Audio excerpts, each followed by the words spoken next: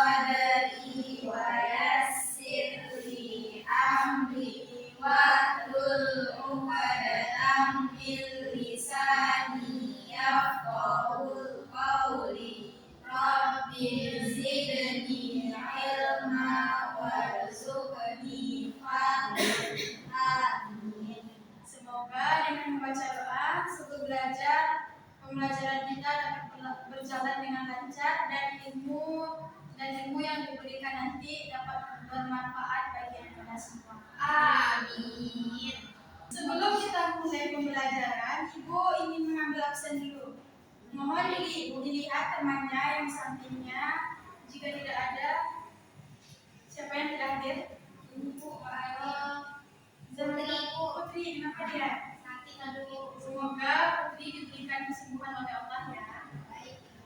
Ada lagi yang tidak hadir? Ada, Bu. Baik. Mulai ya pembelajarannya.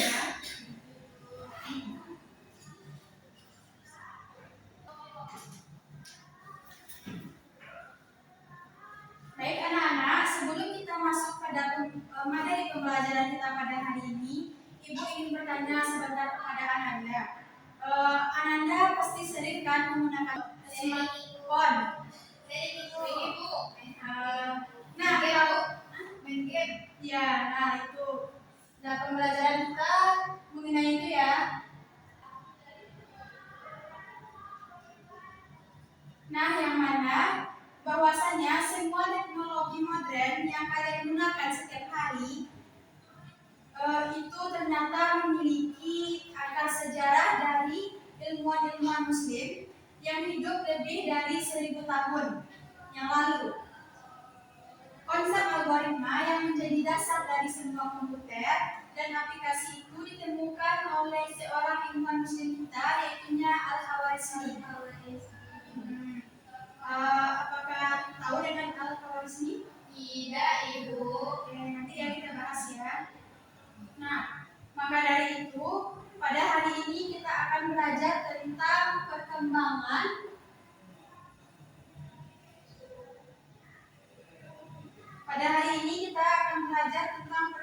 peradaban Islam pada masa dinasti Abbasiyah, yang mana sebuah zaman keislaman yang mengubah sejarah dunia. Siap untuk belajar pada hari ini? Siap, Ibu. Nah, pada pertemuan ini kita memiliki beberapa tujuan pembelajaran. Yang pertama, Ananda dapat menjelaskan latar belakang berdirinya dinasti Abbasiyah. Dan yang kedua, Ananda dapat mengidentifikasi faktor-faktor kemajuan peradaban Islam pada masa dinasti Abbasiyah. Yang ketiga, Ananda dapat menganalisis peran Baitul Hikmah dan tokoh-tokoh ilmuwan seperti Ibnu Sina dan Al-Khwarizmi.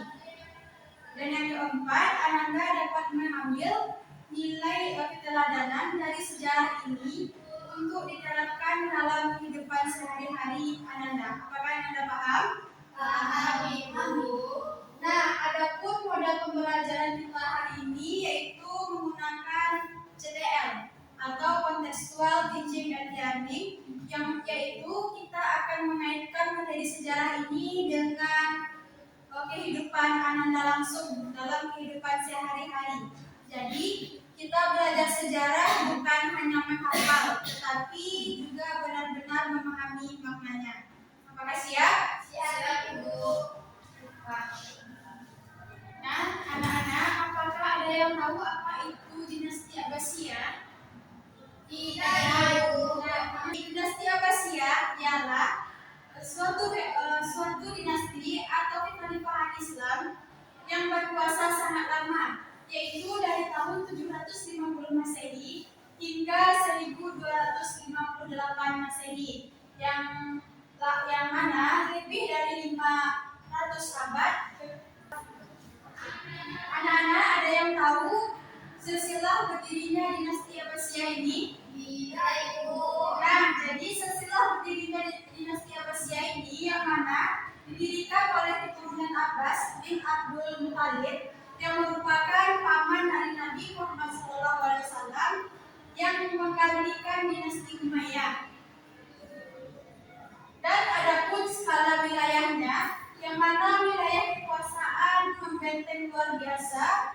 meluas dari wilayah Asia Tengah hingga pesisir Afrika. Yang selanjutnya kita masuk pada dua pilar utama pendorong revolusi pengetahuan, yang mana pada puncak peradaban memiliki dua, yang mana yaitu yang pertama visi kepemimpinan dan yang kedua yaitu infrastruktur ilmu, yang mana visi kepemimpinannya yang berupa dukungan penuh dari para khalifah yang sangat mencintai ilmu, ilmuwan dan ulama diapresiasi dengan tinggi dan diberikan fasilitas serta gaji yang sangat besar. Nah, adapun infrastruktur ilmu, yang mana pembangunan fasilitas riset kelas dunia secara masif, pendirian perpustakaan, laboratorium, dan observatorium terpadu yang didanai oleh negara. Nah, yang membuat masa ini menjadi sangat istimewa yaitu julukan yang diberikan para sejawat untuk periode ini, disebut sebagai The Golden Age of Islam atau masa kejayaan Islam atau keemasan Islam ya. Karena pada masa inilah terjadi kemajuan yang luar biasa dalam ilmu pengetahuan, sains, matematika, kedokteran, astronomi, filsafat, dan kebudayaan. Mari kita telusuri satu persatu ya Ananda. Ibu ini mengajak Ananda untuk berpikir jika ada sebuah peradaban yang bisa maju sebesar itu, pasti ada faktor-faktor yang mendorongnya. Kira-kira menurut kalian apa saja faktor yang membuat dinasti Abbasiyah bisa mencapai pada masa keemasan? Ada yang tahu? Tidak itu apa itu? Nggak tahu kami. Nah, yang para khalifah pada masa Abbasiyah memang sangat mencintai ilmu pengetahuan. Mereka memberikan dukungan penuh kepada para ulama, ilmuwan, bahkan para ilmuwan diberi gaji yang sangat besar dan difasilitasi dengan laboratorium, perpustakaan, dan semua dari apa yang semua mereka butuhkan. Bahkan jika mereka menerjemahkan buku dari bahasa Yunani ke bahasa Arab, maka mereka akan mendapatkan gaji berupa emas sesuai dengan berapa berat buku yang mereka terjemahkan. Begitu ya Ananda, bahwasanya pada masa dinasti Abbasiyah ini para ilmuwan atau guru-gurunya dihargai dengan sangat besar sekali. Bukan seperti pada saat sekarang ini, malahan gaji guru-gurunya tidak sepadan dengan apa yang telah mereka ajarkan kepada siswa-siswanya. Apakah sepakat? Benar Ibu, benar sekali. Makanya orang berdemo Bu. Ya, itu Bu. Dan kepada untuk Ananda semua, jangan pula ya demonya. Iya, Saja belajar ya. Insya Allah Ibu. Selanjutnya kita masuk kepada Baitul Hikmah, yang mana merupakan pusat riset peradaban pada abad ke-9. Anak-anak Ibu, ada yang tahu dari Baitul Hikmah ini? Ada Ibu. Apa itu? Saya Bu. Silakan Ananda. Kalau pusat riset tuh setahu saya ya Bu, kayak tempat pusat penerjemahan, terus ada labnya Bu, ada ruang diskusi ilmuannya Bu. Itu yang Bapak tahu Bu. Oke, bagus sekali Ananda. Ada lagi yang tahu? Iya Ibu. Ya. Nah, betul sekali yang disebutkan oleh Ananda tadi, yang mana Baitul Hikmah merupakan riset terbesar pada abad ke-9, yang mana yaitu dari pusat penerjemahannya dan juga laboratorium dan juga ada ruang diskusi ilmuwan global yang mereka ini semuanya berasal dari bahasa Yunani, Persia, India, Romawi, ke bahasa Arab. Nah, adapun dari ilmu global, dari ilmu sains modern, kedokteran, aljabar, dan juga astronomi ini yang masih kita gunakan sampai pada saat sekarang ini. Adapun faktor historisnya, yang mana universitas paling inteligensi yang didirikan oleh Harun al-Rasyid dan dikembangkan oleh Al-Ma'mun. Tanpanya kemajuan ilmu pengetahuan, dunia bisa mundur berabad-abad tahun yang lalu. Dan sebelum kita melanjutkan pada pembelajaran, Ibu ingin memberikan flashback terlebih dahulu ya, Nanda, agar pembelajaran kita semangat.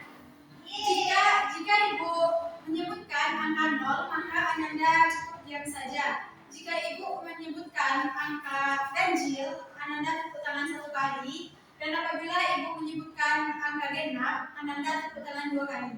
Siap, Ibu? Kita mulai ya. Ya, Ibu.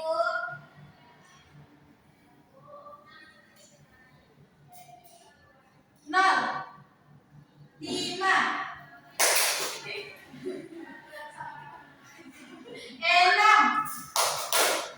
7. Jangan. Kalau 7 kan apa ganjil? Ingat 2. Mana ada? Boleh bersama lagi ya. Ulang lagi ya. Ulang lagi ya. 5, 7, 8. Apakah sudah fokus untuk pelajaran ini? Fokus, Sudah, Ibu. kita lanjutkan ya pada materi selanjutnya. Di sini Ibu akan memberikan Ananda menjadi 2 kelompok, yang mana nanti masing-masing kelompok itu membahas tentang yang pertama Ibnu Sina, yang kedua itu ada Al-Khawarizmi. Nah, masing-masing kelompok ini nanti bertugas mendiskusikan siapakah tokoh tersebut dan apa kontribusi terbesarnya dan apa revolusinya dengan kehidupan kita sehari-hari. Kita mulai ya, Ananda.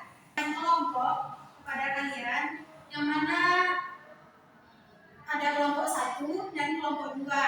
Nah, di sini kelompok 1 membahas tentang Ibnu Sina dan yang kedua membahas tentang Al-Khawarizmi. Jadi, Ananda berdiskusi tentang siapakah tokoh tersebut, apa kontribusinya, revolusinya, dan Ananda dapat mengaitkannya dalam kehidupan Anda sehari-hari. Beri waktu 5 menit untuk mendiskusikannya, mulai dari sekarang.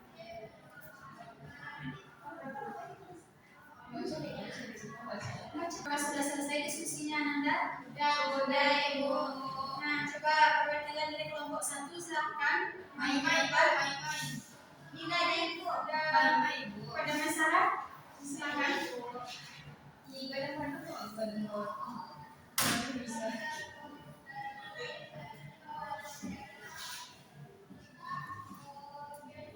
Jadi Ibu Sina itu kedokteran modern. Dia menulis ensiklopedia kedokteran yang menjadi pegangan utama dokter di Eropa selama 600 tahun. Lalu pionir konsep karantinanya Ibu Sina ini adalah orang yang pertama mengemukakan pentingnya baranima untuk mencegah penyebaran penyakit menulari. Benar sekali, Ananda. Jadi Ibu Sina ini merupakan ilmuwan kedokteran yang mana dia itu mengkontribusikan karantina, yang mana sudah kita dapati itu pada masa kita yang yaitu yang berupa COVID ya, Ananda ya. Karantina kan Yang sampai Jadi, banyak mati. ya, jadi kita pada masa itu menggunakan revolusi pada masa Ibu Sina. nah, betul sekali, Ananda. Beri aplaus pada kelompok 1. Yeay. Pada kelompok 2 silahkan. Bu, ya, Ananda silahkan.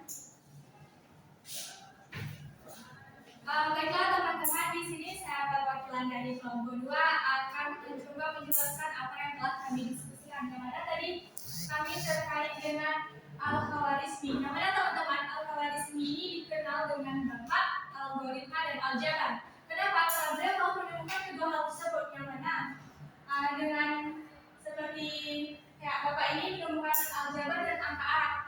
Kalau aljabar kita pasti pernah kan belajar aljabar waktu belajar MTK. Nah, itu bapak Al-Khawarizmi inilah yang telah menentukan. Dan angka Arab kayak yang ada di mushaf, angka itu kan, nah, itu juga Bapak ini.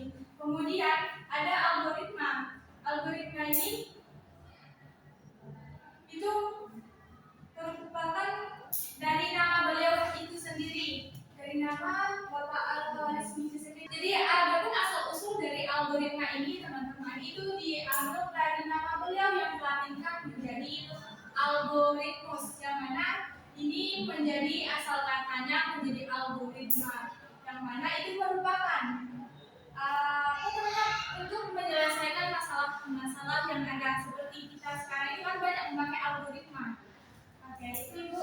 Sekian, assalamualaikum warahmatullahi wabarakatuh. Waalaikumsalam warahmatullahi wabarakatuh. Nah, beri aplaus kepada kelompok 2. Nah, jadi setiap kali kita menggunakan Google, Instagram, TikTok, maupun aplikasi lainnya, di balik semua itu ada kontribusi dari Al-Khawarizmi yang merupakan kontribusi dari abad ke-9. Jadi, kemajuan pada masa dinasti Abbasiyah ini memberikan dampak yang sangat luas sekali pada kita hingga sampai pada saat sekarang ini, yang mana berupa jika kalian Ananda sakit, maka kan Ananda akan pergi ke rumah sakit kan untuk berobat. Nah, jadi Ananda itu menggunakan merumuskan dari Ibnu Sina, yang mana beliau merupakan bapak kedokteran yang menciptakan ilmu kedokteran. Nah, coba apa saja itu karyanya? Ada yang tahu? Pada Sarah coba bacakan apa saja ini karya dari bapak Ibnu Sina. Menulis Al-Qanun fi Atib Book atau Canon of Medicine. Adapun revolusinya pada masa kini yang berupa mengemukakan konsep karantina untuk mencegah penyakit menular, konsep fundamental yang menyelamatkan jutaan nyawa saat pandemi modern, yang mana seperti COVID-19 kemarin, dan juga ada yang sebelum ini. Ada yang tahu antivirus apa itu? Ada yang tahu? Tidak tahu. Virus yang menular itu. Nah, yang baru-baru ini. Nah, itu juga bisa kita gunakan sebagai konsep revolusi bagi kita ya.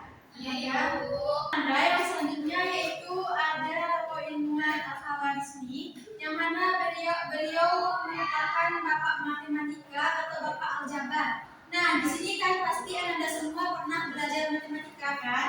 Dan juga mengenal angka.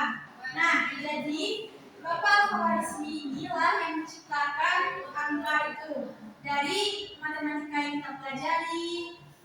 Relevansinya pada masa kini yaitu algoritma buatannya adalah mesin penggerak di balik mesin pencari yang berupa media sosial dan seluruh perangkat lunak seperti komputer, laptop, dan yang lain-lainnya yang kita gunakan di dunia modern saat ini. Nah, Nana, sekarang Ibu ingin bertanya kepada Ananda, jika para ilmuwan Muslim pada 1000 tahun yang lalu bisa memberikan kontribusi sebesar itu untuk dunia, apa yang bisa kita lakukan sebagai generasi muda Muslim saat ini? Apa yang bisa Anda lakukan? Ini saja kepada Mesara. Itu Ibu belajar kita menuntut ilmu agar bisa seperti Bapak Al-Khawarizmi, Bapak Ibnu Sina, bisa ilmunya itu diterapkan oleh seluruh global. Nah, bagus sekali ya Nanda. Jadi kita juga harus bisa menerapkan ilmu-ilmu seperti Ibnu Sina, Al-Khawarizmi, dan ilmu-ilmuwan yang lainnya dengan kita semangat belajar, dan kita juga dapat menerapkan hal apa saja dalam pembelajaran yang kita dapatkan ya Anda semua. Iya Ibu. Nah, dari semua pembelajaran yang sudah Ibu jelaskan tadi, yang bagian manakah yang paling Anda pahami? Adakah yang bisa menyimpulkannya? Reci, Bu. Ananda bilang, mohon jangan sembarang tunjuk teman ya. Ananda bila aja Ibu. Ya, pada bilang. Bu, satu jari menunjuk, empat jari. Ya, kan kamu tadi